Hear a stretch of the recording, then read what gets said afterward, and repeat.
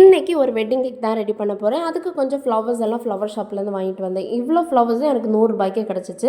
வாங்கிட்டு வந்து one day ஃபுல்லாக அப்படியே பேக்கெட் பிரிச்சாமல் அப்படியே ஃப்ரிட்ஜில் வச்சுருந்ததுனாலையும் என்னமோ பூ கொஞ்சம் வாடி போச்சு. அதனால் கொஞ்சம் நேரம் தண்ணியில் போட்டு வச்சுக்கிட்டேன்.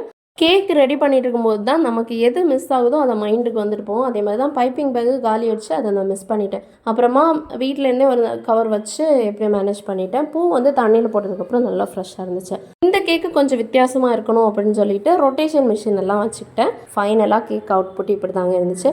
உங்களுக்கு இந்த டிசைன் பிடிச்சிருக்கா அப்படின்ட்டு கமெண்ட் பண்ணிவிட்டு லைக் அண்ட் சப்ஸ்கிரைப் பண்ணுங்கள் கைஸ். கேக் ஆர்டர் பண்ணது கல்யாண பொண்ணோ மாப்பிள்ளையோ கிடையாது. இல்லை அவங்க ஃபேமிலியான்னு கேட்டால் ஃபேமிலின்னு சொல்லிக்கலாம். என் ஹஸ்பண்ட்ட ஒர்க் பண்ணுற ஒரு தம்பிக்கு தான் மேரேஜ் ஆச்சு. கேக் பண்ணுறது அந்த தம்பிக்கே தெரியாது. நாங்கள் வந்து மண்டபத்துக்கெல்லாம் போயிட்டோம். நேரமே போயிட்டதுனால பிள்ளைங்க எல்லாம் கொஞ்சம் ஓவராக விளையாடிட்டு இருந்தாங்க. அப்புறமா வென்யூ செட்டப் எல்லாம் பண்ணேன். நெக்ஸ்ட் வீடியோவில் அப்லோட் பண்ணுறேங்க. இந்த கேக் எப்படி இருக்குன்னு அப்படியே கமெண்ட் பண்ணுங்கள். பிடிச்சிருந்தா லைக் பண்ணுங்கள் கைஸ். அப்படியே சப்ஸ்கிரைப் பண்ணிட்டு போங்க. தேங்க்யூ.